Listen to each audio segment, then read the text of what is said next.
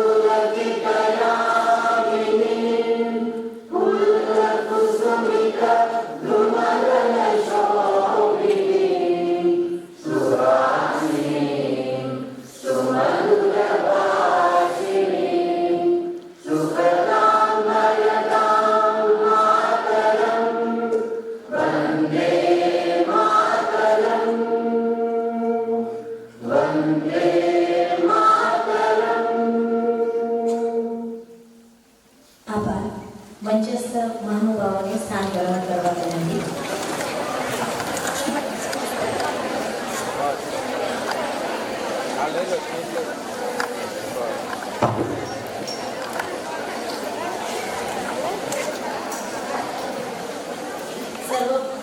સર્વ વિદ્યાલય કેળવણી મંડળ સંચાલિત ઉમા આર્ટ્સ અને નાથીબા કોમર્સ મહિલા કોલેજ તથા શ્રી મોહનલાલ પટેલ સાહિત્ય વર્તુળના સંયુક્ત ઉપક્રમે યોજાયેલ આજના આ વિશિષ્ટ વ્યાખ્યાન કાર્યક્રમમાં આપ સર્વેનું હાર્દિક સ્વાગત છે.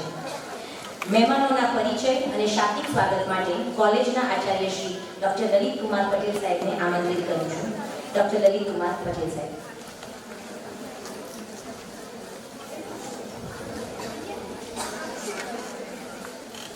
भारत माता की जय। कर भला कर भला। सर्वने नमस्कार।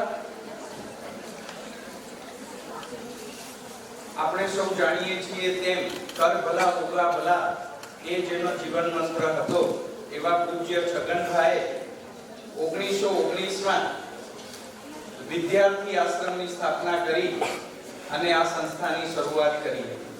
તે કેળવણી મંડળની શિક્ષણની જ્યોતને શિક્ષણ એ જ સાચી સેવા એ જેનું સૂત્ર છે એવા પૂજ્ય માણેકલાલ સાહેબે પ્રજ્વલિત રાખી. ત્યારબાદ કન્યા કેળવણીના ભાગરૂપે 1991માં આ કોલેજની સ્થાપના થઈ. અત્યારે પ્રવર્તમાન માનનીય ચેરમેન શ્રી વલ્લભભાઈ પટેલ સાહેબના માર્ગદર્શન અને નેતૃત્વમાં આ સંસ્થા કાર્ય કરી રહી છે. ત્યારે 1100 દીકરીઓ આ કોલેજમાં જુદા જુદા વિષયોમાં અધ્યયન કરી રહી છે.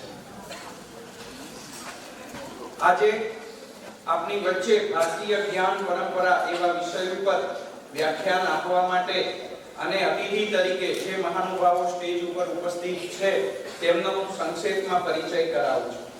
એવા મહાનુભાવો છે કે જેમનો પરિચય વિસ્તૃત આપવા જઈએ તો બહુ બધો સમય જાય, પણ એમનો લાભ આપણે મેળવવો છે, એમને સાંભળવા છે. એટલા માટે હું એમનો પરિચય મારા શબ્દ કુસુમોથી કરું છું. એમનું સ્વાગત અને અભિવાદન કરતા સાથે હું અહીંયા જણાવું છું કે પ્રોફેસર સુકાંત કુમાર સેનાપતિ જેઓ હાલ સોમનાથ સંસ્કૃત યુનિવર્સિટીમાં કુલપતિ તરીકે કાર્યરત છે. એમના સાનિધ્યમાં કુલ સચિવ તરીકે, રિસર્ચ ડાયરેક્ટર તરીકે, એનઈપી કોઓર્ડિનેટર તરીકે મને કામ કરવાનો અવસર ત્યાં સોમનાથમાં ઉપલબ્ધ થયો હતો અને એમના માર્ગદર્શનમાં ઘણી બધી સિદ્ધિઓ સોમનાથ સંસ્કૃત યુનિવર્સિટીએ પ્રાપ્ત કરી છે. તેઓ અહીં કુલપતિ તરીકે જોડાયા એ પહેલા ત્રિપુરામાં ડાયરેક્ટર તરીકે સેન્ટ્રલ સંસ્કૃત યુનિવર્સિટીમાં કાર્યરત હતા. એમનું અધ્યાપન તિરુપતિ સેન્ટ્રલ સંસ્કૃત યુનિવર્સિટીમાં થયું. પ્રોફેસર વેંકટપતિ કુટુંબ શાસ્ત્રીના તેઓ શિષ્ય રહ્યા અનેક શાસ્ત્રોમાં વિદ્વાન છે, પરંતુ દર્શન શાસ્ત્રમાં એમની ગહન ગતિ છે. અનેક પુસ્તકો લખ્યા છે, અનેક એવોર્ડ્સ પણ પ્રાપ્ત કર્યા છે. નૈક ભાષાવિદ, અનેક ભાષાઓના તેઓ જાણકાર છે એવા માનનીય કુલપતિ શ્રી પ્રોફેસર સુકાંત કુમાર સેનાપતિનું હાર્દિક સ્વાગત અને અભિવાદન કરું. એમ જ આપણી વચ્ચે બીજા વક્તા અને મહાનુભાવ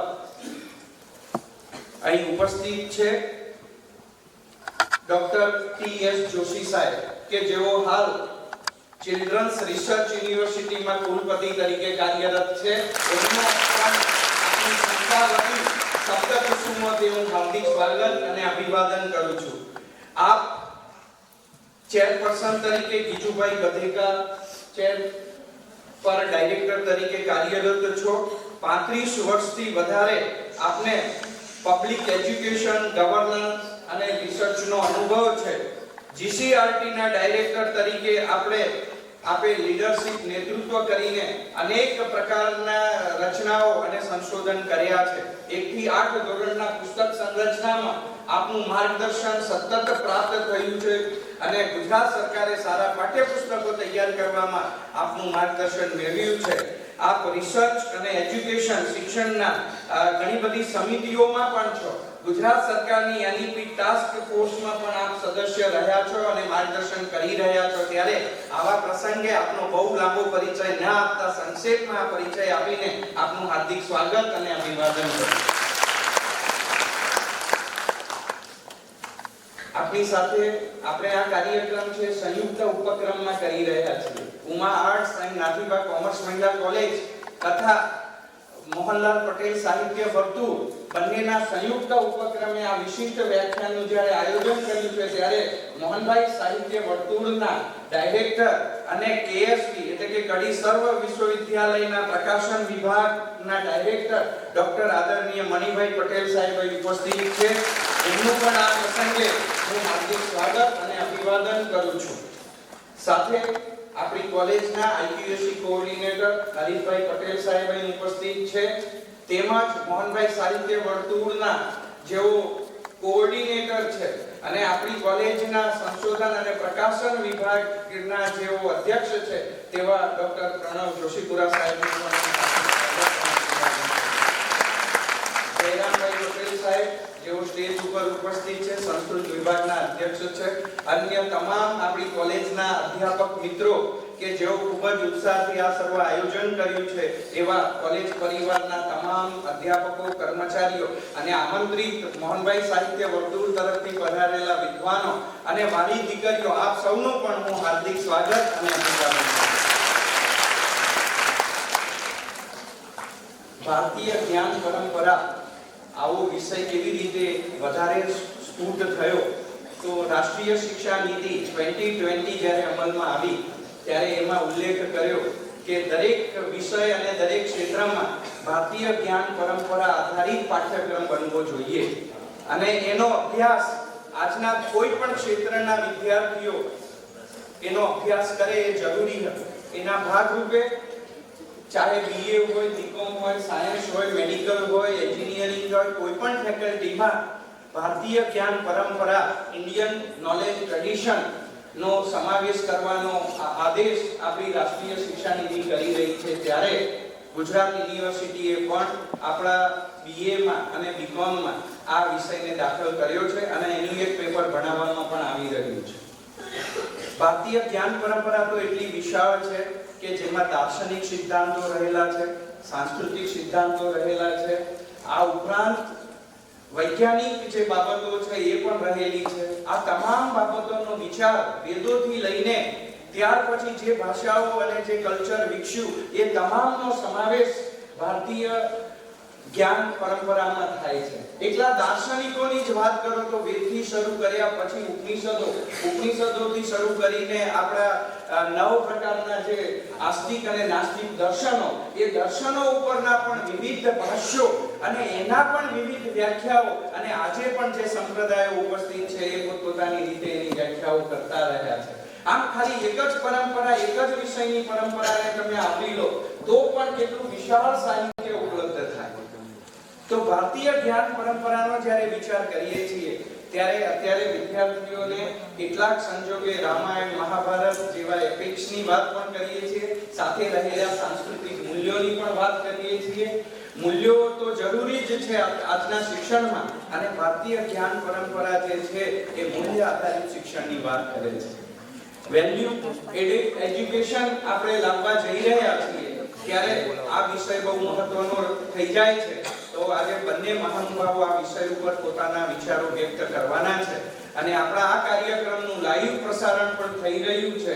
તો અનેક લોકો નિહાળવાના છે, અહીં ઉપસ્થિત છે એવા. તો દૂરવર્તી જે લોકો આપણી સાથે જોડાયેલા છે એ તમામનું પણ આ પ્રસંગે હું હાર્દિક સ્વાગત અને અભિવાદન કરું છું. જય ભારત, જય ગુજરાત, સર્વને ધન્યવાદ. સ્વાગત. ખૂબ ખૂબ આભાર સાહેબ.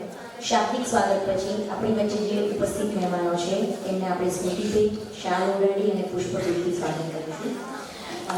શ્રી સોમનાથ સંસ્કૃત યુનિવર્સિટીના માનનીય કુલપતિ શ્રી પ્રોફેસર સુકાંત કુમાર સેનાપતિજીને સ્મૃતિચિહ્ન, શ્રીમદ ભગવદ્ ગીતાજી અને પુષ્પગુચ્છ અર્પણ કરી શાલ ઓઢાડી સન્માન કરવા માટે કોલેજના આચાર્ય શ્રી ડોક્ટર દલીલ કુમાર પટેલ સાહેબને વિનંતી કરું છું.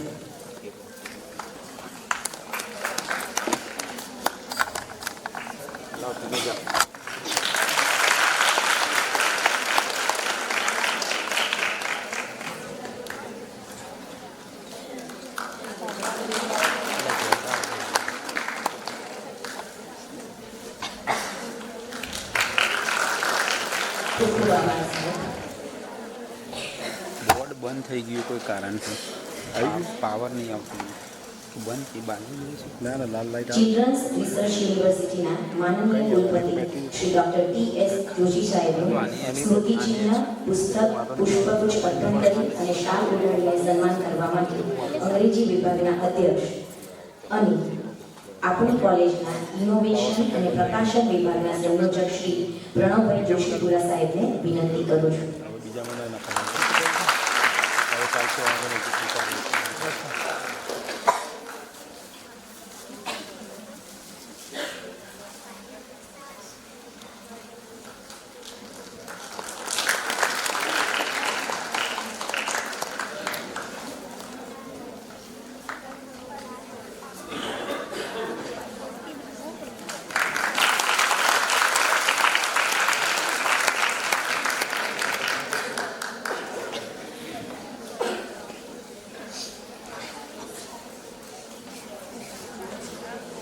કડી સર્વ વિશ્વવિદ્યાલયના પ્રકાશન વિભાગના કોઓર્ડિનેટર અને મોહનલાલ પટેલ સાહિત્ય વર્તુળના કોઓર્ડિનેટર શ્રી ડોક્ટર મણિભાઈ પ્રજાપતિ સાહેબનું પુષ્પગુચ્છ અને પુસ્તકથી સન્માન કરવા માટે કોલેજના IQAC coordinator Shri doctor Haribhai Patel સાહેબને વિનંતી કરું છું.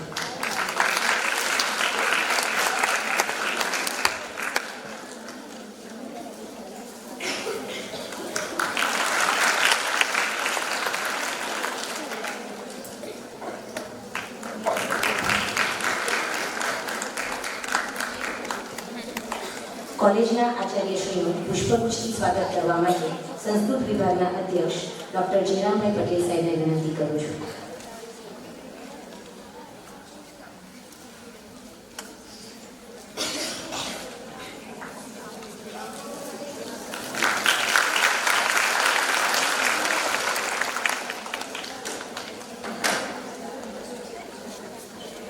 આપણી વચ્ચે ઉપસ્થિત અને મહેમાન ડોક્ટર મયુરબેન પટેલનું સ્વાગત કરવા માટે કોલેજના આચાર્ય શ્રી મયુરબેન ભાટિયાનું સ્વાગત કરવા માટે આપણી કોલેજના આચાર્ય શ્રી ડોક્ટર દલીલ કુમાર પટેલ સાહેબને વિનંતી કરું.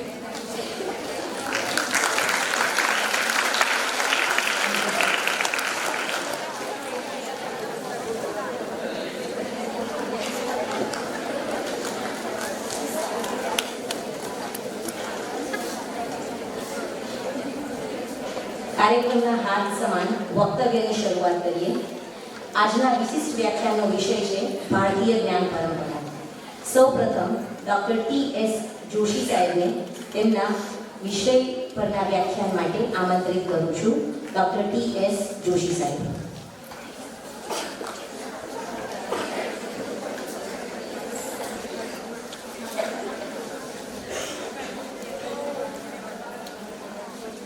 નમસ્તે.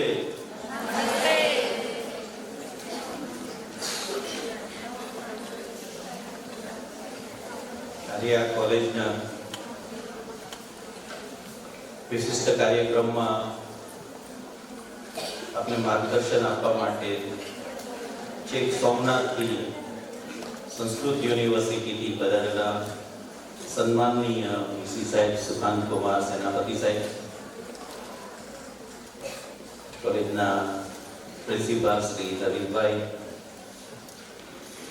મયુરીબેન એવું સમજો, પ્રણવભાઈ, મણિભાઈ, હરિભાઈ, મોહનભાઈ, સાહિત્ય વર્તુળના સૌ વડીલ મિત્રો, કોલેજના સૌ અધ્યાપક મિત્રો અને વિદ્યાર્થી દોસ્તો, આરજીપીના પણ પ્રતિનિધિ દેખાય છે, સૌનું સ્વાગત છે. આરજી કન્યા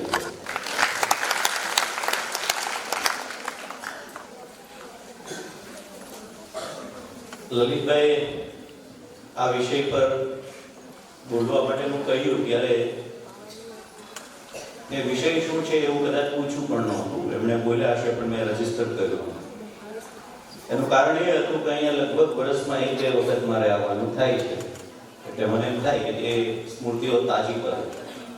હું ગાંધીનગરમાં 2001માં આવ્યો, એના પછી 2002 કે 2003માં સ્ટેટ લેવલનો સાયન્સ ફેર હતો અને ત્યારે કન્ટિન્યુઅસ સ્ટાફની સાથે બધા જ વિભાગના શિક્ષકો સાથે, અધ્યાપકો સાથે રહીને કામ કરેલું. એટલે મારી પણ ગાંધીનગરમાં શરૂઆત હતી. એટલે શરૂઆતથી એક પહેલી સંસ્થા, એક સારી સંસ્થાની સાથે મારો જે નાતો જોડાયો, એટલે અહીંયા મને બહુ હોમલી કુટુંબ જેવું લાગે છે. એટલે હું અહીંયા વારંવાર આવવાનું પસંદ કરું. બીજું કારણ પણ પ્રણવભાઈ હમણાં યાદ કરાયું કે આ મારી દીકરી પણ અહીંયા ભણી છે અને આ સ્ટેજ પરથી ઘણા બધા એવોર્ડ્સ લઈને ગઈ છે. એટલે મારા ઉપરાંત મારા ફેમિલી મેમ્બર્સ માટે પણ અહીંયા ઘણી બધી સ્મૃતિઓ છે. અત્યારે હું કામ કરી રહ્યો છું ચિલ્ડ્રન રિસર્ચ યુનિવર્સિટી. એનું મુખ્ય કામ છે એ એવા પ્રકારનું છે કે આ ભારતીય જ્ઞાન છે જેને આપણે વિસરી ગયા છીએ કંઈક ફેશનમાં, કંઈક પાશ્ચાત્ય અનુકરણથી, અને કોઈ જુદા રસ્તા પર આપણે જઈ રહ્યા છીએ. ત્યારે યુનિવર્સિટીની સ્થાપનાનો મૂળ ઉદ્દેશ એ વખતે માનનીય મુખ્યમંત્રીશ્રીએ, એ વખતના મુખ્યમંત્રી શ્રી, અત્યારના વડાપ્રધાન માનનીય શ્રી મોદી સાહેબે આ વિચારને મૂક્યો. શરૂઆત થઈ હતી ગર્ભ સંસ્કાર, કે જે આપણે ભૂલી ગયા છીએ, જુદી દિશામાં અત્યારે જઈ રહ્યા છીએ. તો એના માર્ગદર્શન માટે દેશભરમાંથી વિદ્વાનો બોલાવવામાં આવેલા. એમાંથી એક વિદ્વાન છે, ખૂબ જ આદરણીય, સન્માનીય, આવી શકેલા નહીં, તંદુરસ્ત નાદુરસ્ત તબિયતને કારણે. એ હતા મુરબ્બી કિરીટભાઈ જોશી, જે પોંડિચેરી આશ્રમમાં અને રજિસ્ટ્રાર એવી પોસ્ટ છે. 3 વડાપ્રધાનોના એ સલાહકાર રહેલા, ઇન્દિરા ગાંધી, પછી મોરારજી દેસાઈ અને પછી રાજીવ ગાંધી. રાષ્ટ્રીય શિક્ષણ નીતિ 86ના અને એવા કેટલાય પ્રકલ્પો આ દેશમાં શરૂ કરવામાં જેનું મહત્તમ યોગદાન રહ્યું.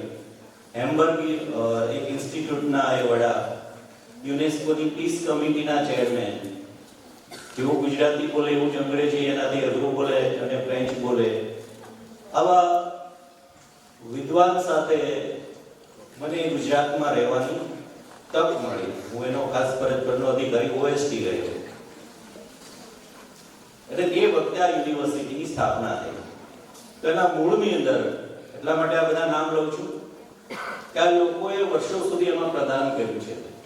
આપણે કોઈને પૂછીએ, કોઈ ભાષણ કરે કે ભારતીય સંસ્કૃતિ તો કે બહુ મહાન, પણ એની વિશે બોલવાનું કે સંસ્કૃતિ એટલે શું એમ કહેવાનો વારો આવે ત્યારે આપણી બોલતી બંધ થઈ જાય છે. અને એવા તબક્કે અત્યારે ફરીથી અભિનંદન મોદી સાહેબને આપવા જોઈએ કે રાષ્ટ્રીય શિક્ષણ નીતિમાં આ વિષયને મેં ઉજાગર કર્યો.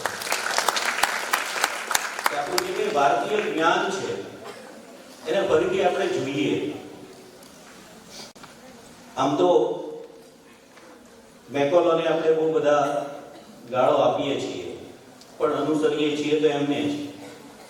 આઝાદી પછીના આટલા વર્ષો પછી પણ આપણે એનાથી મુક્ત થઈ શક્યા નથી. એણે જેને પિતાને પત્ર લખ્યો હતો કે 30 વર્ષમાં આ બધા જ ભારતીયો રંગે રૂપે અંગ્રેજ ભલે ભારતીય રહ્યા પણ વિચારથી એ અંગ્રેજોને હું બનાવીશ. એટલે જે યોજના મૂકી હતી ને એ યોજના જે ટ્રેપ હતી એમાં આપણે ફસાયેલા છીએ, આજ સુધી બહાર નીકળ્યા નથી. આપણને ખબર છે અને છતાંય બહાર નીકળ્યા નથી. એટલે જાનામી ધર્મમ નચમે પ્રવૃત્તિ, આપણને બધાને ખબર છે કે આ પદ્ધતિ બરાબર નથી, પણ એમાંથી આપણે બહાર નીકળી શકતા નથી. તો આઝાદી પછી જે પહેલું શિક્ષણ પરનું કમિશન હતું, રાધાકૃષ્ણન કમિશન, એમણે પણ આની વાત કરેલી છે કે ભારતીય જ્ઞાન પરંપરાને ધ્યાનમાં લઈને આપણે એમાં નવીનીકરણ કરવું જોઈએ. આ બંને વાત એમણે મૂકેલી છે. એટલે આપણા મૂળિયા, પ્રાચીન મૂળિયા, આપણા સંસ્કૃતિના મૂળિયા પર આપણે આધુનિક પાંદડાઓ છે લગાવવાના છે. કમનસીબે આપણે એમાં બહુ સફળ રહ્યા. આપણી પરંપરાઓ સંભાવ કે જે ખરેખર આપણા જે ધર્મ છે, આપણું જે આધ્યાત્મિક જ્ઞાન છે, આપણું જે વિજ્ઞાનનું જ્ઞાન છે, હું એમ કહું છું આપણી જ્ઞાન પરંપરાઓમાં છે શુદ્ધ 100% વિજ્ઞાન છે. અને એનો અમલ કરવામાં આપણને બહુ બધો સંકોચ થાય છે. આપણે આધુનિક ના ગણાઈએ એવો ડર તમારી દીકરીઓમાં પણ હોય છે. તમારી માતાઓ પણ એવું માને છે કે આવું ના કરીએ તો ચાલે. સામાન્ય વાત કરીએ કે ગૌરી વ્રત છે, એ ગૌરી વ્રત છે અમે કેટલાય નથી ગયા. સહેજ આમ ખુલીને હાથ ઊંચા કરો તમને દેખાય. કેમ નહીં કર્યા?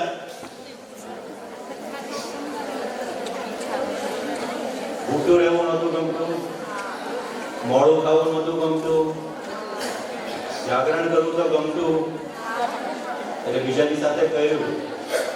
એવો ટ્રેન્ડ જો મમ્મી રહે ને દીકરીઓ એના વતી રહે, પાવર ઓફ એટર્ની આપે. આવું થયું છે ને? કેટલાને મમ્મી રહી છે પોતાના વતી? ઓકે. હવે આમાં વિજ્ઞાન હશે કે નહીં હોય? ભારતીય જ્ઞાન હશે કે નહીં હોય? શું માનો છો તમે? તો નહીં રહેનારની સંખ્યા તો મને મોટી દેખાય, 15-20% દેખાય. તો ઉનાળો પૂરો થઈને ચોમાસું શરૂ થઈ રહ્યું હોય એ વખતે મીઠું છે ને એ ભેજને શોષી લે, પાણીને શોષી લે. એટલે જેટલું પ્રમાણ વધે આપણા શરીરમાં મીઠામાં, એટલું પાણી શોષાય એ વખતે આપણી શરીરની જરૂરિયાત હોય. આ તો સીધું સાધું કારણ છે.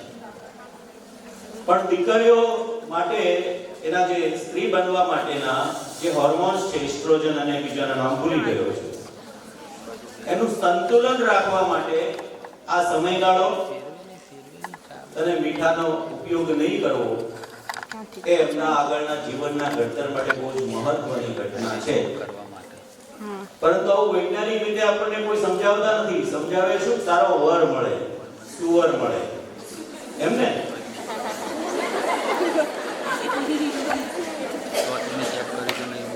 તો વૈજ્ઞાનિકતા આ છે, ભારતીય જ્ઞાન આમાં છે. આપણે દિવાળીમાં આપણે જ્યાં ઘરે લગ્ન પ્રસંગોમાં કે અથવા જ્યાં વધારે લોકો ભેગા થાય છે એવી જગ્યાએ તોરણ બાંધવાની વાત છે. સુશોભન એસ્થેટિક સેન્સ તો છે આ ભારતીયોમાં હતી જ, પરંતુ એ ખાલી સુશોભન નથી. જ્યારે આસોપાલવનું તોરણ બાંધીએ છીએ, તમે પ્રયોગ કરજો, બીજા પાંદડા તોડીને ઘરમાં રાખો ને આસોપાલવનું પાંદડું તોડીને રાખો, તોડાય નહીં. તો એ કેટલા દિવસ સુધી એ લીલું રહે છે? મતલબ કે પ્રકાશ સંશ્લેષણની ક્રિયા કરે છે, આપણો કાર્બન ડાયોક્સાઇડ લઈ લે છે ને આપણને ઓક્સિજન આપે છે. જ્યારે મોટા સમૂહમાં આપણે બેસીએ છીએ ત્યારે દરેકને ઓક્સિજન પૂરતા પ્રમાણમાં મળી રહે એના માટે આસોપાલવનું તોરણ બાંધવું જોઈએ. અને આપણે બાંધીએ એટલે પ્લાસ્ટિકનું ગાંધીનગર મારી જે સેક્ટર 21માં મળી જાય, રોશની લગાવીને દિવાળીની જળહળા કરીએ. તો સાયન્સ શું છે? લગ્ન પ્રસંગોમાં પણ આવું જ થાય છે. ઘીનો દીવો શું કામ કરવાનો છે? આ બધાનું પાછળનું સાયન્સ છે, આપણે વિસરાતું જાય છે. હું બધી જ વાત નહીં કરું. ઇન્દુમતીબેન કાઠરે એક સરસ પુસ્તક લખ્યું છે, પરિવાર દોસ્તી. બધાએ વાંચી લેવું જોઈએ. વર્ષો પહેલા જ્યારે આવા કોઈ વૈજ્ઞાનિક સાધનો નહોતા, સોનોગ્રાફી કે નહોતા ઓપરેશનના સાધનો, એ વખતે આપણા આયુર્વેદે જે જ્ઞાન આપ્યું છે એ જ્ઞાન આજે પણ એ જ પ્રમાણે સત્ય છે. અમારી યુનિવર્સિટીમાં મારે આવવાનું થયું, અભ્યાસ કરવાનો થયો. પહેલા થોડું જાણતા હતા, હવે વિશેષ રસ લેવો પડે. એટલે જે ગર્ભ વિજ્ઞાન છે એમાં જે ચરક લખ્યું છે, દરેક મહિનાના લક્ષણો લખ્યા છે ને ગર્ભના વિકાસની વાત લખી છે કે હવે 5મા મહિને બ્રેઇન ડેવલપમેન્ટ થાય. એટલે એ જમાનામાં લખ્યું. આજે પણ સોનોગ્રાફી કરીએ તો આપણને એ જ મળે છે. તો આપણું જે જ્ઞાન છે એ જ્ઞાનને આપણે સમજીએ. આપણું નમસ્તે.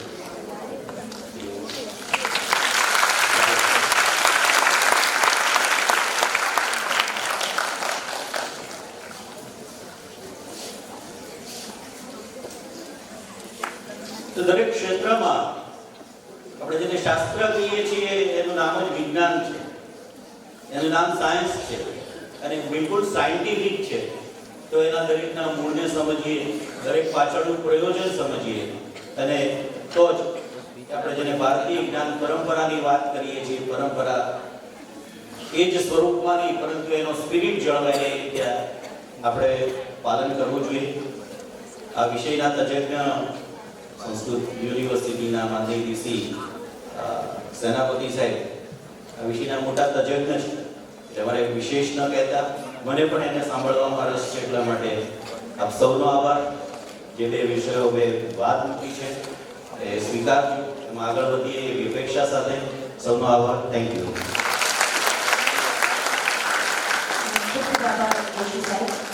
આપણી વચ્ચે ઉપસ્થિત સર્વ વિદ્યાલય કેળવણી મંડળના મંત્રી શ્રી મણિભાઈ પટેલ સાહેબનું પુષ્પગુચ્છ, સ્મૃતિ ચિહ્ન અને શાલ ઓઢાડીને સ્વાગત કરવા માટે કોલેજના આચાર્ય શ્રી ડોક્ટર લલિતકુમાર પટેલ સાહેબને વિનંતી કરું છું.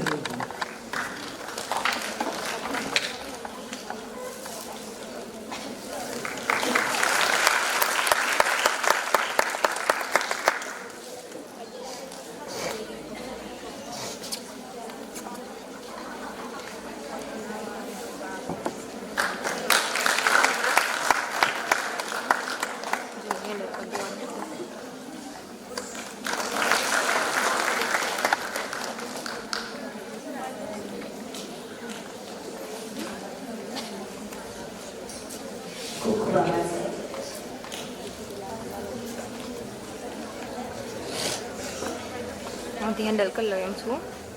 આજના કાર્યક્રમના મુખ્ય વક્તા પ્રોફેસર શ્રી સુકાંત કુમાર સેનાપતિજીને આજના વિશિષ્ટ વ્યાખ્યાનના વિષય ભારતીય જ્ઞાન પરંપરા પર વક્તવ્ય માટે આમંત્રિત કરું છું. પ્રોફેસર સુકાંત કુમાર સેનાપતિ. આ રીંગના અડધા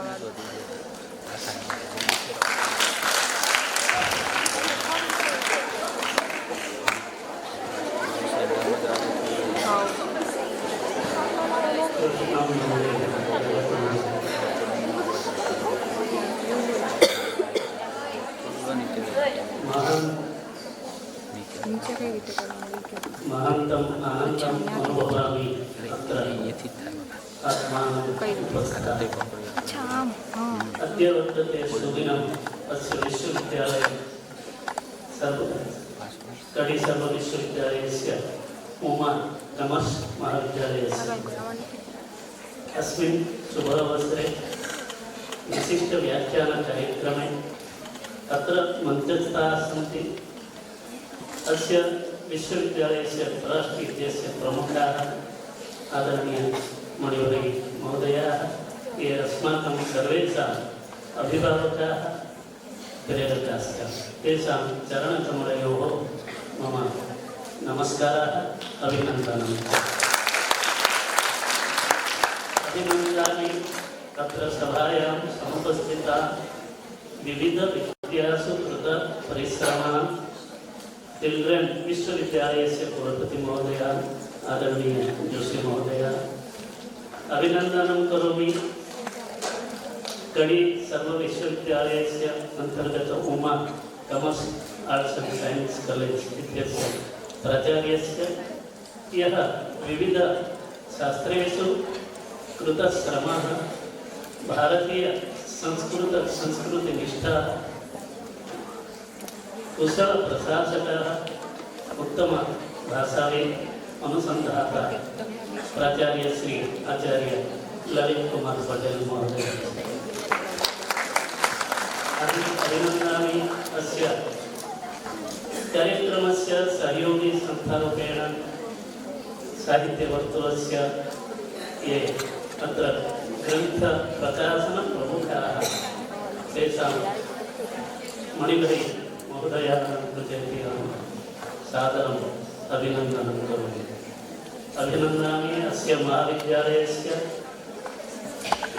IPSC तथा प्रकाशन रिसर्च प्रमुखानाम् अध्यापकमित्राणाम् अत्र सभागारे समुपस्थितानां समग्र गुर्जर राज्यस्य विविध प्रान्तेभ्यः समागतानां विद्या पुरुषाणाम् अहं हार्दम् अभिनन्दनम् अभिवन्दनं करोमि। विशिष्य अभिनन्दामि भारतस्य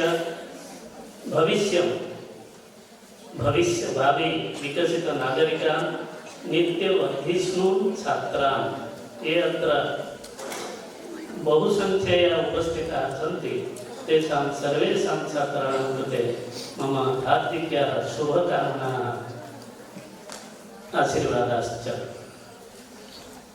मैं अभी अपना प्रसंग पर थोड़ा बोलना चाहूँगा। भारतीय ज्ञान परंपरा जिस विषय पर मुझे कुछ अपना विचार रखना है। ये भारतीय ज्ञान परंपरा जो है इसमें 3 शब्द है। एक है भारतीय, दूसरा है ज्ञान, तीसरा है ज्ञान परंपरा, ज्ञान की परंपरा। 2 शब्द में भी हम बांध सकते हैं भाषा की दृष्टि से, भारतीय और ज्ञान परंपरा 2 भाग में भी हम बांध सकते हैं। तो भारतीय जिससे कहेंगे हम सब सौभाग्यशाली है। कृषि राष्ट्र, ऋषि राष्ट्र, संस्कृति राष्ट्र, ज्ञान की राष्ट्र भारत में हमारा जन्म हुआ है। तो भारत में जन्मे और निवास करने वाले सभी व्यक्ति भारतीय कहलाएंगे। इसलिए भारत में निवास करने वाले, जन्मगत अधिकार से निवास करने वाले, उनको हम भारतीय कहेंगे। तो यह भारत, इसका जो स्वर्णिम इतिहास है ये बहुत ही दिव्य और भव्य है। इसका अगर स्मरण करें तो हमारा समय रामायण का समय हो, महाभारत का समय हो, द्वापर का समय हो, अभी कली में हम लोग उपस्थित रहे। इसकी जो अखंड इतिहास है वो हमेशा विश्व के लिए आदर्श रूप रहा है। इसलिए भारत विश्व गुरु का स्थान को प्राप्त कर चुका था, जिसका पीछे इसका श्रम है हमारे अनुकूल चिंतक, हमारे महामनीषियों का विचार इसमें समाहित है। तो भारत में जो शिक्षा या ज्ञान प्रदान किया जा रहा था उसकी क्रम क्या था? क्योंकि स्वाध्याय, प्रवचन ये दोनों माध्यम है भारतीय विद्या का प्रचार प्रसार के उपाय। तो ये जो प्रवचन है, स्वाध्याय के बाद जो स्टेप है प्रवचन, इस प्रवचन के द्वारा हमारी भारतीय विद्या का प्रचार प्रसार हमारे ऋषियों ने, मनीषियों ने, पूर्वाचार्यों ने किया है। ये आप सभी को भली भांति मालूम है, पता है। तो भारतीय जो विद्या परंपरा थी, ये शिक्षण परंपरा थी, ये ज्ञान केंद्रित परंपरा है, उपाधि केंद्रित नहीं है। क्योंकि भारतीय शिक्षा का मुख्य उद्देश्य है उत्तम मानव निर्माण करना। उत्तम मानव उससे कहलाएंगे जो सर्वांग रूप से विकसित हो और समाज के विकास में इसका योगदान हो सके, ऐसा मानव निर्माण करना भारतीय शिक्षा का उद्देश्य है। इस वचन को, ये मेरा वचन नहीं है, ये हमारे मनीषी मनु जो मनुस्मृति में कहे मनोर्भव, भारतीय विद्या का प्रमुख उद्देश्य है मनोर्भव। मनोर्भव मतलब उत्तम मानव बनो। हम कितने शिक्षित है, कितने हमारे पास उपाधि है, वो अलग बात है, लेकिन हम कितने अच्छे इंसान है, अच्छा मानव है, वो जरूरी है, जो विकसित भारत निर्माण करने के लिए आगे अपेक्षित है। तो इसके लिए ये जो भारत का जो परंपरा है, विद्या परंपरा है, ये ऐसी ही है। और ज्ञान की बात हम कहें, ज्ञान का एक ही संक्षेप में मैं उसका विवरण देना चाहूँगा आप लोगों को लिए, अब सभी के लिए।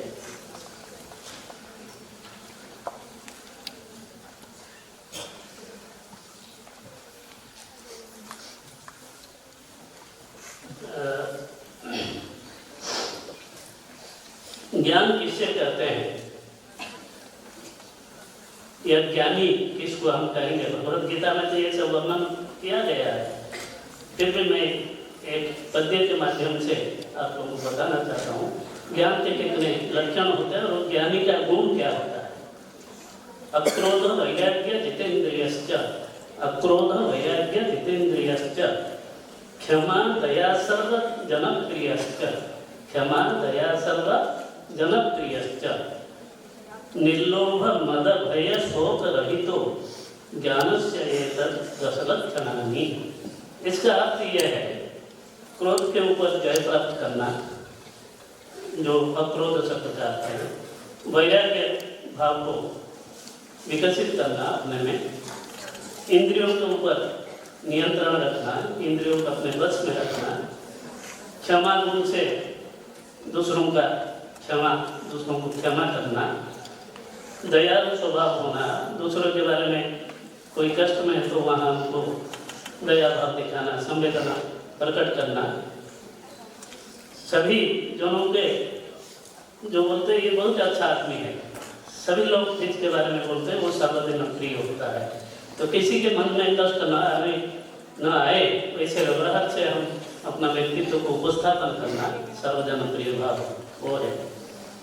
और लोभ रहित होना, कभी लोभ नहीं करना है, और अहंकार से शून्य होना। जो विद्या पुरुष जो होता है वो विनयशील होते ही शोभा पाता है, इसलिए अहंकार शून्य होना ये भी एक आत्मकल्याण गुण के अंतर्गत आते हैं। और भय रहित होना, निर्भय होना। निर्भय आदमी कब रहता है? जब कोई गलत काम नहीं करता है, वो डरता भी नहीं, केवल भगवान से ही करता है, दुनिया में किसी से नहीं करता है। इसलिए उस भाव को भी हमें प्राप्त करना है, धीरे धीरे विकसित करना है। और शोक रहित, कभी दुख प्रकट नहीं करना।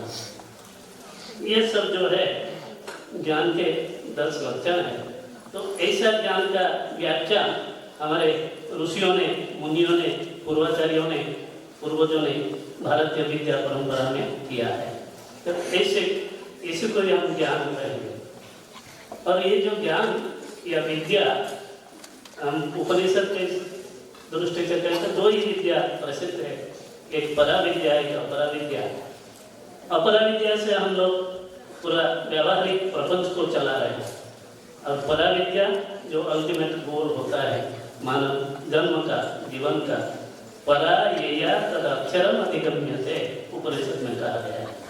परा विद्या वो है जो परम पुरुषार्थ मोक्ष की प्राप्ति की ओर हमें प्राप्त कराता है, ले जाता है, वही परा विद्या है। वो सबके लिए अपेक्षित है, क्योंकि हर कोई इस संसार में जन्म लेने वाला सुख की ही कामना करता है। सुखम में स्यात् दुखम मा भूत्, ऐसी कामना हमारे श्रुति में, उपनिषद में कहा गया है। तो ऐसे कामना का पूर्ति करना है तो हमको ज्ञान के मार्ग को अनुसरण करना है। इसलिए अपरा विद्या के द्वारा ही हमको व्यावहारिक ज्ञान का आहरण करना होगा, अर्जन करना होगा, जिसको हम ज्ञान की भिक्षा के रूप में उसको हम ले सकते हैं। अपरा विद्या क्या है? अपरा विद्या चतुर्दश या अष्टादश विद्या, चतुष्षष्टि कला, ये सब का समवाय जो है ये सब भारतीय ज्ञान परंपरा के अंतर्भुक्त है। भारतीय ज्ञान परंपरा शब्द में संक्षेप में कहेंगे तो अष्टादश विद्या और 64 कलाएं, ये सब मिलकर भारतीय ज्ञान परंपरा में समाहित है। और इस पर हमको ज्ञान अर्जन करना जरूरी है, अच्छा मानव बनने के लिए और सुख की प्राप्त करने के लिए। वैसे ही सुख, भौतिक सुख तो है, उसमें कोई कमी नहीं है अभी भारत में, लेकिन आध्यात्मिक आभ्यंतरीण सुख प्राप्त करने के लिए हमें इन सब को अर्जन करना है और आचरण में लाना है और अनुभव में दिखाना है, तभी हम अच्छा मानव बन सकते हैं। इसलिए ज्ञान केंद्रित शिक्षण का प्राधान्य भारत में रहा है। और परंपरा, बहुत सारी परंपराएं हैं, ऋषि परंपरा है, ज्ञान परंपरा है, कवि परंपरा है, महापुरुष परंपरा है, वीर पुरुष परंपरा है। अनेक परंपराओं का प्रवाह भारतीय इतिहास में, भारत देश में देखने को मिलता है। तो अभी हमारा यह विचार है, ये जो भारतीय ज्ञान परंपरा को हम कितने भाग से बांट सकते हैं। मुख्य रूप से इसके 3 आयाम होते हैं। एक ज्ञान पक्ष, दूसरा है विज्ञान पक्ष, तीसरा है तकनीक पक्ष। मैं अपर विद्या की दृष्टि से ही व्याख्यान दे रहा हूँ, क्योंकि ये सभी छात्रों को जानना आवश्यक है। तो आइए देखते हैं ज्ञान पक्ष क्या होते हैं। जिस विचार परंपरा में भारतीय दार्शनिक चिंतन, धर्मशास्त्रीय चिंतन, पुराणों का चिंतन, साहित्य का चिंतन समाहित है, वो ज्ञान पक्ष में आते हैं। तो भारतीय दार्शनिक चिंतन, धर्मशास्त्रीय चिंतन, और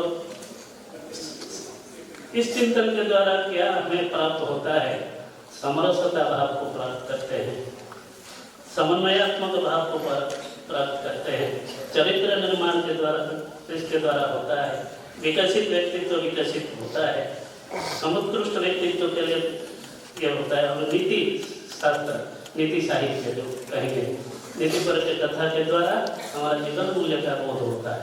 तो ये सब भारतीय ज्ञान परंपरा के साहित्यिक पक्ष है, यह ज्ञान पक्ष है, इसको हम कर सकते हैं। दूसरा है विज्ञान पक्ष, जो आधुनिकता के साथ हमें कैसे कंधे से कंधे मिलाकर हम आगे चलें। तो इसका वैज्ञानिक पक्ष भारतीय ज्ञान परंपरा का यह है, जो फिजिकल एंड लाइफ साइंस जिसे कहते हैं।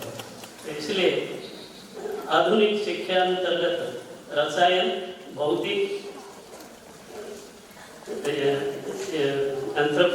फिजिक्स, पर्यावरण, नृवंश शास्त्र जिसको हम एंथ्रोपोलॉजी कहते हैं, उद्भिद विज्ञान, प्राणी विज्ञान, भूगोल, खगोल शास्त्र, बीज गणित, रेखा गणित, फलित गणित, ज्योतिष शास्त्र इत्यादि विषयों का प्रायोगिक पक्ष जिसमें विवरण किया गया है, वो है भारतीय ज्ञान परंपरा का वैज्ञानिक पक्ष है, जिसका अध्ययन अध्यापन की परंपरा पूरे भारत में चल रहा है, सभी राज्यों में।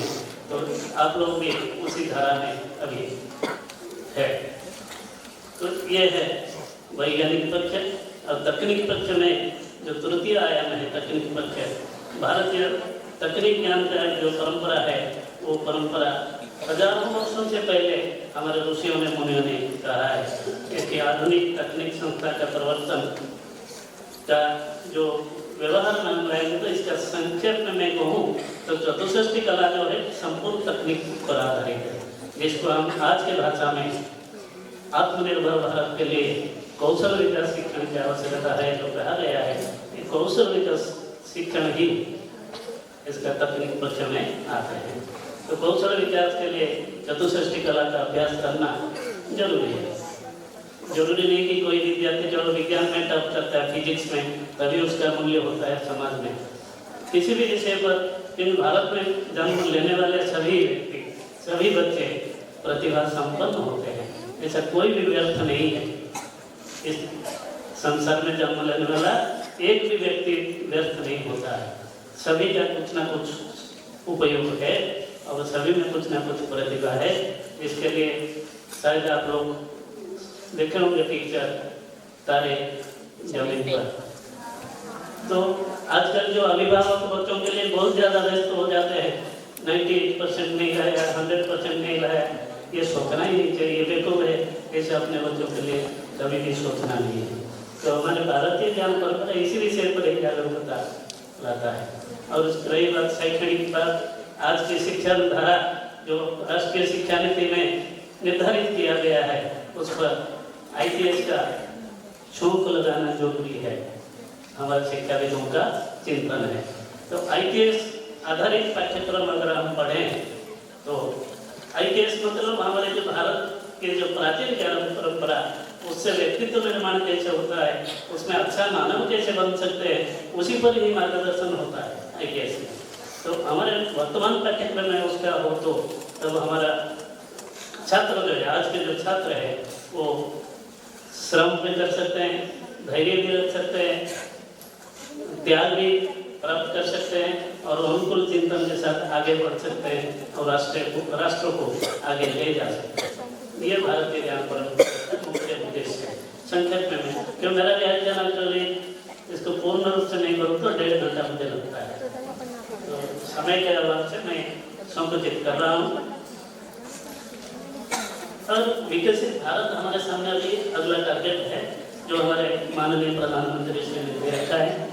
तो हमारे भारत के नागरिक होने के नाते हम सबका यह कर्तव्य है, इसलिए हमें विकसित नागरिक बनना है तो भारतीय ज्ञान परंपरा के आधारित ही शिक्षण को प्राप्त करना है, जिसके लिए UGC विश्वविद्यालय अनुदान आयोग के द्वारा पूरे भारत में एक पाठ्यक्रम एक शिक्षण ऐसा हो।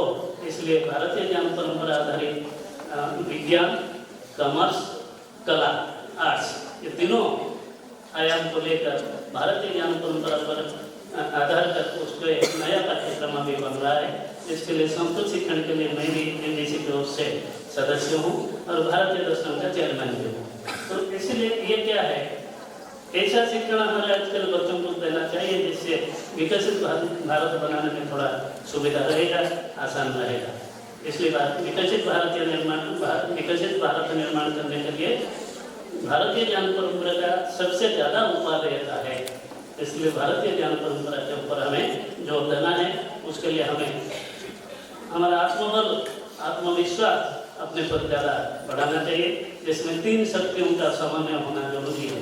ज्ञान शक्ति, क्रिया शक्ति और इच्छा शक्ति। ये तीनों शक्ति जब दृढ़तर रूप से हमारे अंदर जागृत होंगे तब हम अवश्य असंभव को संभव कर सकते हैं, जो न होने वाला उसको भी हम करके दिखा सकते हैं। इसलिए ये तीनों शक्तियों का समन्वय के साथ सबसे अंतिम बात मैं ये कहना चाहता हूँ, हमारे जो रामायण हो या जीवन मूल्य पर जो जितने भी तत्व है, ये सब हमारा संस्कृत साहित्य में निहित है, भारतीय भाषाओं में निहित है। भारतीय भाषाओं का भी NEP में प्राधान्य दिया गया है, संस्कृत साहित्य का, संस्कृत भाषा का भी दिया गया है। भारतीय भाषाएं संस्कृति की अनेकताओं में एकता को बताता है और संस्कृत भाषा जो है अनेकताओं में एकता को सूचित करता है। ये सबके आधारभूत है संस्कृत भाषा, इसलिए उस पर भी हमारा ज्ञान होना चाहिए। और भगवान श्री कृष्ण स्वयं हमें कर्तव्य के बोध के बारे में गीता का 7 रूप में बोलते हैं। कर्तव्य दीक्षा, समत्व शिक्षा, ज्ञान शिक्षा, शरणागति, ये 4 चीज प्रत्येक व्यक्ति में जागरूक होना चाहिए, विकसित होना चाहिए। ये आत्मकल्याण विकास के गुण है। ये अगर किसी भी व्यक्ति में विकसित हो गया, उसको विकसित नागरिक बनाने में कोई रोक नहीं सकता है, कोई भी शक्ति उसके सामने उसको रोक नहीं सकता है। इसलिए इस पर भी हमें ध्यान देना है। और मैं अंत में मुझे इतना ही कहना है, सभी विद्यार्थियों से हम स्वपरिवर्तन करेंगे, स्वाभिमान से अध्ययन करेंगे, देश पर स्वाभिमान, अपने भारतीय शिक्षा पर स्वाभिमान, संस्कृति पर स्वाभिमान, अपने माँ बाप पर स्वाभिमान, गुरुओं पर स्वाभिमान, इसी से हम चलेंगे। और हमेशा अपडेट होना चाहिए, स्वपरिवर्तन होना चाहिए। अब क्या चाहता है समाज हमसे, हमारे विद्यार्थियों से, तो उसके आधार पर हमारी प्रगति, हमारी प्रवृत्ति होनी चाहिए।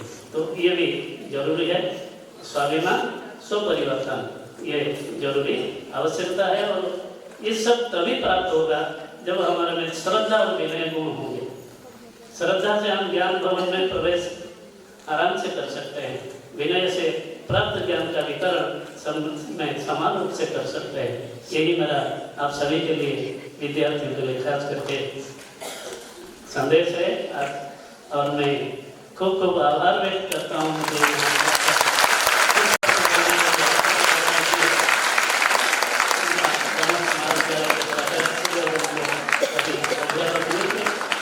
व्यवस्थापक, ट्रस्ट के पदाधिकारीगण, मैं सभी के प्रति हृदयपूर्वक आभार व्यक्त करते हुए फिर आप सभी को सादर अभिनंदन करते हुए जय हिंद, जय भारत।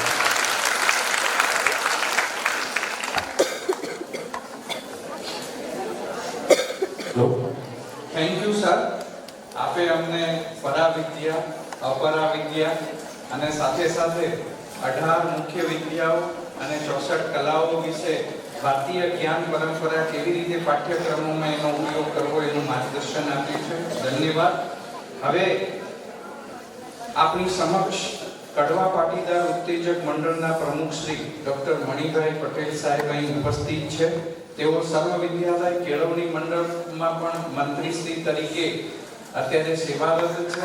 સૌથી મોટી વાત એ છે કે પોતાના વ્યવસાય, ડોક્ટરના વ્યવસાયમાં પણ સેવાથી કાર્ય કરી રહ્યા છે અને જાહેર જીવનમાં પણ સેવાનું ઉમદા કાર્ય કરી રહ્યા છે. સરળ સ્વભાવ અને ઉમદા વ્યવસાય ડેન્ટિસ્ટ તરીકે લગભગ 60 થી 65 વર્ષ સતત કડીમાં સેવાઓ આપી છે.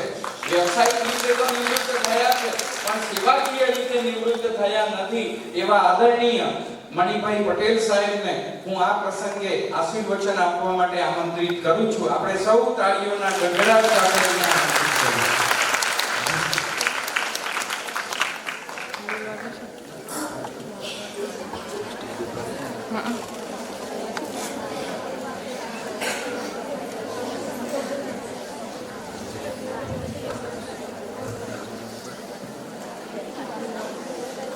સૌને મારા નમસ્કાર.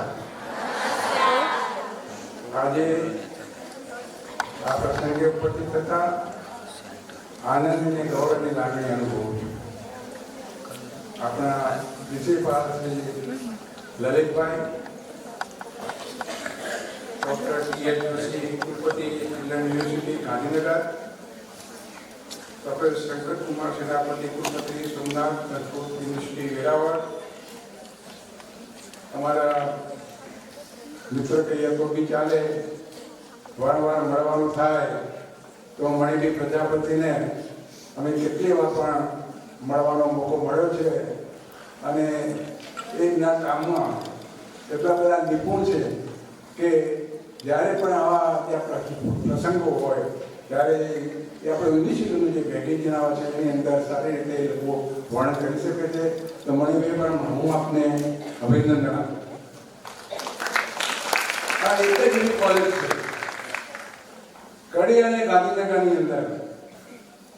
જ્યારે પૂર્વ આચાર્ય પ્રિન્સિપાલ અમૃતાબેન હતા ત્યારે નેક એક્રેડિટેશનમાં A+ જો ગ્રેડ કોઈને મળ્યો હોય તો આ કોલેજને મળી છે.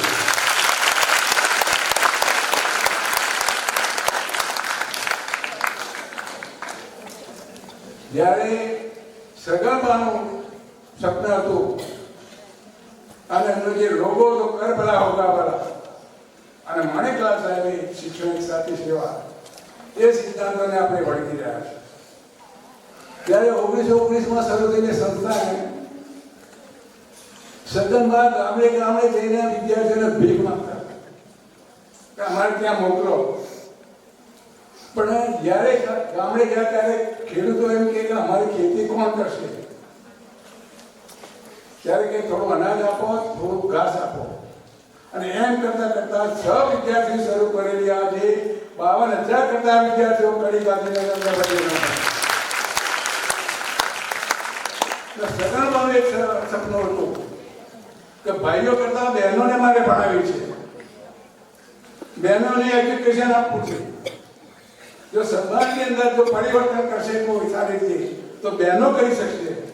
1932 થી 1936 સુધી એમને પ્રયત્ન કર્યા પણ એ સમયે છોકરાઓ નતા મળતા તો બહેનો ક્યાંથી મળે? અને એ જે આપણો જે હતો એ આજે આપણે કડી ગાંધીનગરમાં થઈ અને કેટલી બધી બહેનો અભ્યાસ કરે છે એ આપણા માટે ગૌરવની વાત છે. અને આજે મને પણ એક કહેતા આનંદ થાય છે કે ડૉક્ટર લલિતભાઈને જ્યારે નિમણૂક પત્ર આપ્યો છે, મેં આપણને નિમણૂક પત્ર આપ્યો હતો. તો આજે મારે એક બીજા કામ માટે આવવાનું થયું છે, એટલે મને અહીંયા એક મોકો મળ્યો છે આપની વાત કરવા સાથે કે બહેનોના કારણે સમાજની અંદર પરિવર્તન આવવાને બહેનો શું કામ કરી શકે. બહેનોમાંથી એમના ઘણા નામ છે, માતા, ભાભી, જે ભાભી હોય, નાગો હોય, બધું પરિવર્તન મળી બહેનો છે. બહેનો બે બાજુ એના પિયરમાં અને સાસરે જાય ત્યારે બે કુળદેવ ઉપરથી જ કરે છે. બે કુળમાં એ લોકો સારું કામ કરી અને બેને પરિવારમાં આખું જે સારું કામ કરવાનું કામ બહેનો જ કરી શકે છે. બહેનો જે ત્યાગની મૂર્તિ છે.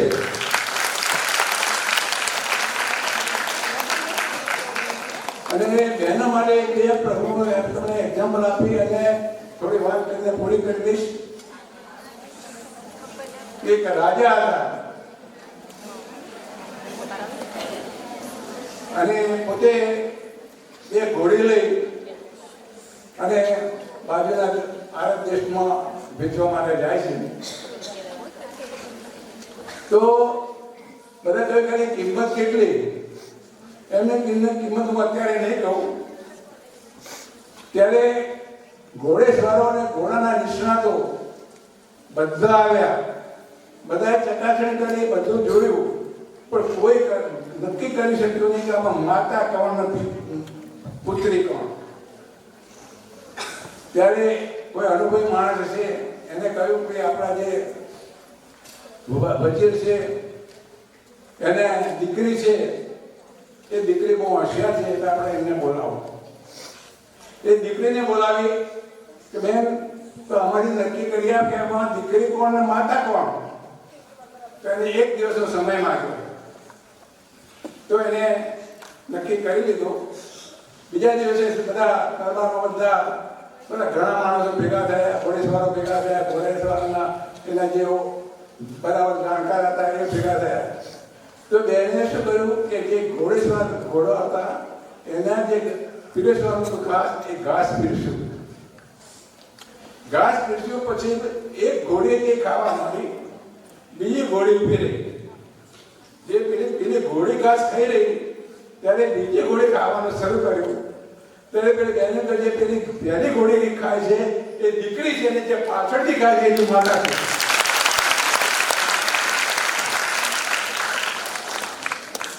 તો આવા એવા ઘણા બધા પ્રસંગો છે આપણી પાસે, પણ મને આજે બીજા પ્રસંગમાં જવાનું છે એટલે થોડી વાત પૂરી કરીશ કે હંમેશા પોઝિટિવ થિંકિંગ એટલે પાસ, નેગેટિવ થિંકિંગ એટલે નાપાસ. પોઝિટિવ થિંકિંગને કોઈ ઝેર મારી શકતું નથી અને નેગેટિવ થિંકિંગને કોઈ દવા બચાવી શકતી નથી. તો હંમેશા આવી સંસ્થામાં સરદારભાઈ સાથે કામ કરવાનો મોકો મળ્યો છે. પહેલાં તો માણેકલાલ સાહેબ સાથે કામ કર્યું, ડૉક્ટર રમભાઈ સાથે કામ કર્યું અને અમે એક બીજો મારી વાત કરી લઉં તો ભલે હું વ્યવસાયને ડેન્ટિસ્ટ છું પણ આ સંસ્થા સાથે સંકળાયેલો છું. આ સંસ્થાનો કરી સર્વવિદ્યાલયનો ભૂતપૂર્વ વિદ્યાર્થી છું અને આ પરિવાર મારો આ એ સંસ્થામાં તૈયાર મોટો થયો છે. એટલે એ રીતે પણ મને ગૌરવ છે અને આ સંસ્થામાં જે કામ કરવાનો મને મોકો મળે છે મારા માટે ભાગ્યની વાત છે. અને એક વસ્તુ ક્યાં ભલે હું વ્યવસાય ડેન્ટિસ્ટ છું પણ છતાં હું લાયન્સ ક્લબ ઓફ કડી 71 સાલથી 1971 સાલથી લાયન્સ ક્લબ ઓફ કડીનો ચાર્ટર મેમ્બર છું. અને સૌથી પહેલાં નાનો હતો, અત્યારે ઉંમરમાં સૌથી મોટો છું. અમે ઘણી આ એનજીઓ છે, ઘણી સેવાની પ્રવૃત્તિઓ કરીએ છીએ. સાથે સાથે અમે ચક્ષુ બેંક ચલાવીએ છીએ લાયન્સ ક્લબ ઓફ કડીના નિજામ છે અને મારો પરિવાર એનો પહેલા હું અને મારા નાના ભાઈ ડૉક્ટર બાબુભાઈ દેડ થયા પછી ચક્ષુ લેવા જતા હતા અને ચક્ષુ લીધા પછી ચક્ષુ બેંક અમદાવાદમાં મોકલી આપતા હતા. હવે મારા પછી જ્યારે મને એક્સિડન્ટ થયા પછી મારા પુત્ર doctor Anand Patel is ortho dentist, એમના વાઈફ પણ પુત્ર વધુ પણ એક ડેન્ટિસ્ટ છે ને કડીમાં પ્રેક્ટિસ કરે છે. તો એ જવાબદારી સંભાળી લીધી છે અને અત્યાર સુધીમાં લગભગ 400 ઉપરાંત ચક્ષુ બેંકને ચક્ષુ જોડ અમદાવાદ ખાતે મોકલી આપી છે ચક્ષુ બેંકમાં. એટલે જેને આંખોના વિઝન નથી અને ચક્ષુ મળે ત્યારે એને પોતાને એમ થાય કે મને દેખાવા મળે છે. એટલે આવું કામ અમારા લાઈફના નેતૃત્વ કરી રહ્યા છીએ. મારા ફાધરના, મારા મધરના, મારા સાસુના, મારા ભાભીના અમે જાતે ચક્ષુ લીધેલા છે. એવો પ્રસંગ કદાચ ઇન્ડિયામાં પહેલો છે એવો અમના એક સભ્યએ કહ્યું હતું. તો અમારા માટે તો આનંદની વાત છે, પણ સમાજમાં આ જ્યારે આવા કામ થતા હોય એ કામમાં ઉભા રહેજો અને હંમેશા સારા કામમાં ઉભા રહી અને તમે દીકરીઓ પોતાના એવા પ્રયત્ન કરજો કે આ સંસ્થાનું નામ ઉજ્જવળ રહે, તમારું પરિવારનું નામ ઉજ્જવળ રહે, જગ્યાએ જાઓ ત્યાં પણ આપણું નામ ઉજ્જવળ રહે. અને એવું કોઈ પણ કામ ના કરતા કે આપણે કોઈ પણ જાતની આપણી જાતને કે આપણા પરિવારને પડતો લાગે. હંમેશા હું શુભેચ્છા પાઠવું છું કે તમે આગળ વધો, પ્રગતિ કરો અને સારી એવી કક્ષાએ જાઓ. આજે સાહેબ વાઇસ ચાન્સેલર સાહેબો બેઠા છે, આ પ્રિન્સિપાલ બેઠા છે, એ પણ તમે સારી જગ્યાએ જાઓ એવી શુભેચ્છાથી વિરમું છું. જય હિન્દ, જય ભારત.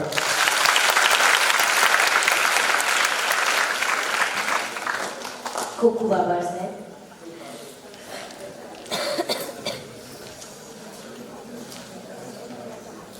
કાર્યક્રમના અંતિમ ચરણમાં કોલેજના અંગ્રેજી વિભાગના અધ્યક્ષ, સંશોધન, ઇનોવેશન અને પ્રકાશન વિભાગના સંયોજક શ્રી ડૉક્ટર પ્રણવભાઈ જોશીપુરાને આભાર વિધિ માટે આમંત્રિત કરું છું. ડૉક્ટર પ્રણવભાઈ.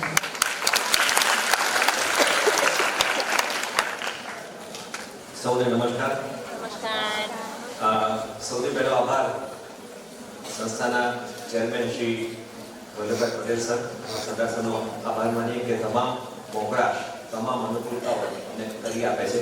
છેલ્લી મિનિટના મેસેજ કે પરમિશન મોકલીએ તો પણ હંમેશા હા હોય છે. તો સર સૌથી પહેલાં આપનો આભાર. આપણી વચ્ચે ડૉક્ટર મણિભાઈ પટેલ સર છે અને બહુ જ મોટિવેશનલ અને પેલું જે વાર્તા અમને કીધી એ તો જીવનમાં સંગ્રહ કરવા જેવી છે. આપણે સર ખાસ આભાર આપનો કે બીજા પ્રસંગે આપણા આગળ હમણાં સરસ મજાનું વક્તવ્ય અને મોટિવેશન આપણને સૌને પૂરું પાડ્યું.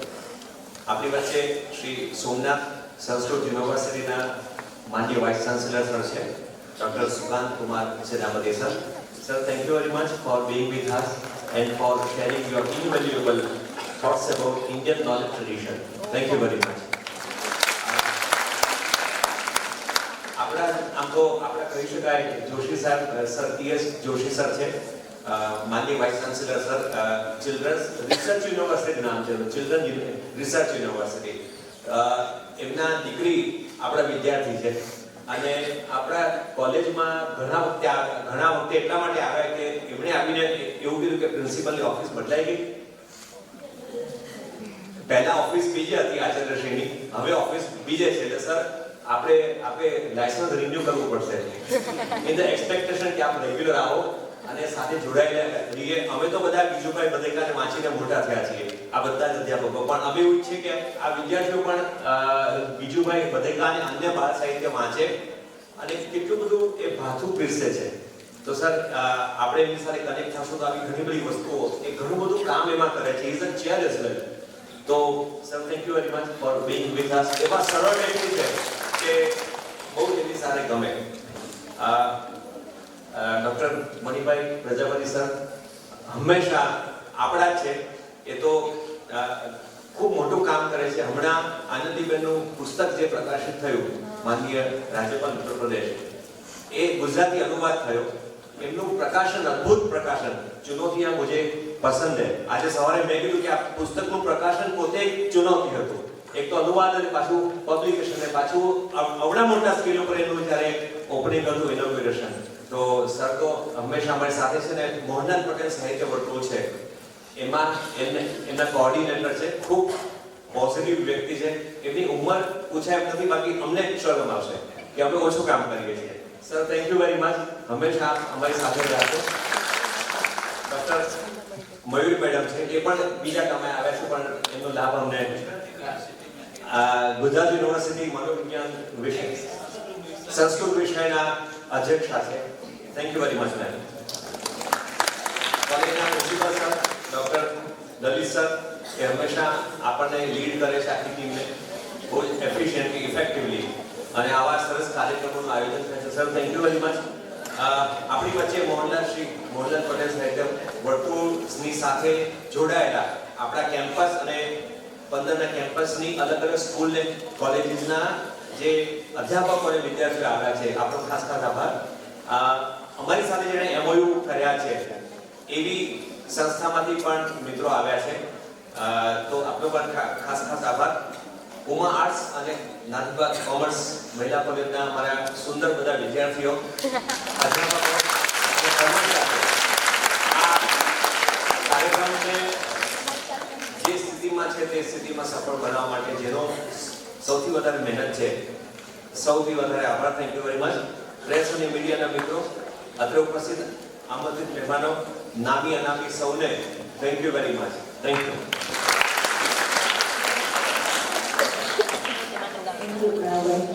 આપણે સૌ રાષ્ટ્રગાન માટે આપણા સ્થાન પર ઉભા રહીશું.